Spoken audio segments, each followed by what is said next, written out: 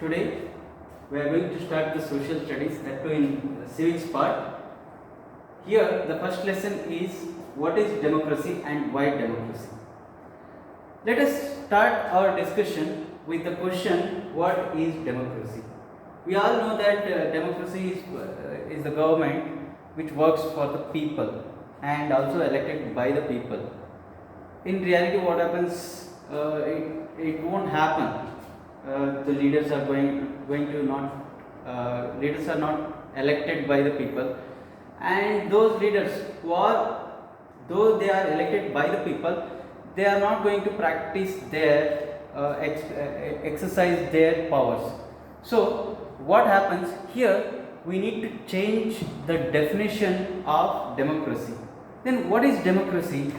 Here the democracy is a form of government in which the rulers are elected by the people. Not all the governments are going to be called as democracy. For example, you may take the Pakistan. In Pakistan, what happens actually? The Prime Minister will be elected by the people, but actually the powers of the Prime Minister will be exercised by the military officers. And where is democracy there? So we have to think. So here we must understand that the democracy is the form of government where the rulers are elected by the people, and they should only take the major decisions in the government. If someone is doing that work, and that is not going to be the democracy. So when we start talking about democracy, many questions arises, many questions comes to our mind. Okay, we may think that democracy will be like that, will be like this. So all the people, like if I say Narendra Modi, you will get some of his qualities into your mind, and that helps you to figure out Narendra Modi perfectly. As it is, even democracy is also having some features. Those features helps you to find out what is the real democracy, and that qualities must be there in a democratic government. So let us discuss about the features of a democracy.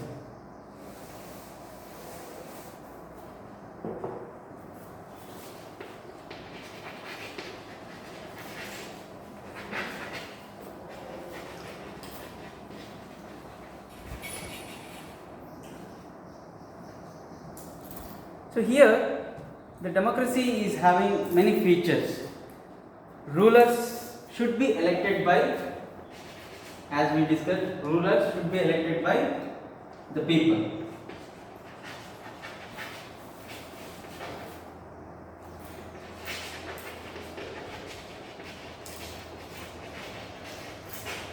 This is one of the features of democracy. In democracy form of government, leaders who are going to run the government should be elected by the people. If they are elected by someone else, and that is not going to be the democratic government. And to elect these rulers, what we have to do? We have to go for elections, right? Those elections should be free and competitive. This is the second features of democracy. What is that? Elections must be free and competitive, or fair, you can say. Free and fair elections. Election should go according to the rules, according to the constitution, and there must not be any malpractices. No one should cheat while electing a ruler. So this is the second feature of the democracy. If the elections corrupted, if some people are going to corrupt and they may misuse the power of people, voting power of people, and that is not going to be fair.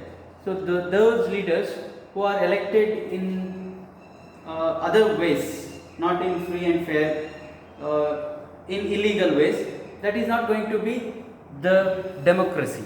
This is the second feature of the democracy. And when we are going to election, so rulers will be elected by the people, and that is going to be the first feature, and that is going to be the democracy. Next, the elections are going to be free and fair. Through these free and competitive elections, rulers should be elected. And who has to? Who has to elect the rulers? That is also very important, no? So in democracy, all the people, all the citizens who cross a particular age, according to it differs from country to country. In India, after 18 years, we will get the voting power. That is called universal adult franchise, irrespective of our religion, color, the place of birth, whatever it is. But we must have voting power. Then only a good leader will be elected. Why? Because if the same caste people, only particular community gets the voting power, they are going to elect only whom they feel better, and that ruler or that leader may be not good for other people who belongs to other category or other community. So in a country where all the adults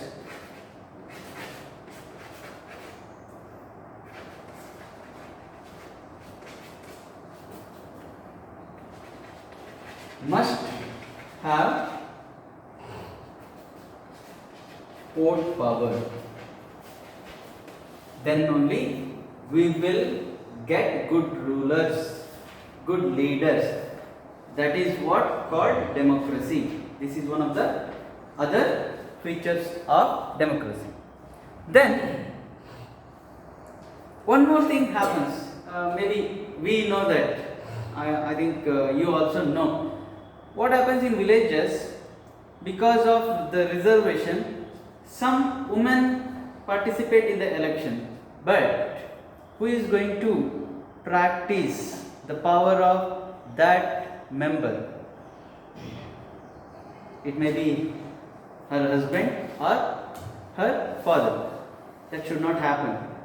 The ruler who is elected by the adults and through the free and fair elections should take all the decisions in a government. Then only we can call it as democracy. Otherwise, it won't be a proper or good democracy. That is also one of the features. What is that? Decisions must be taken by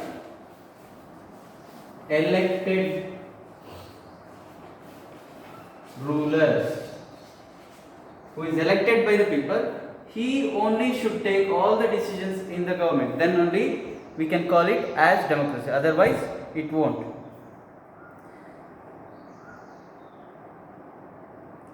And if some conflicts arise, to solve those conflicts, judiciary must be there, and that judiciary also must be free. Then only the problems are going to be sorted out properly. That is also must. Judiciary, a proper and independent judiciary.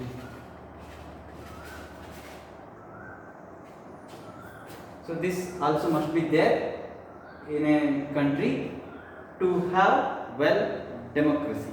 So this is also one of the features.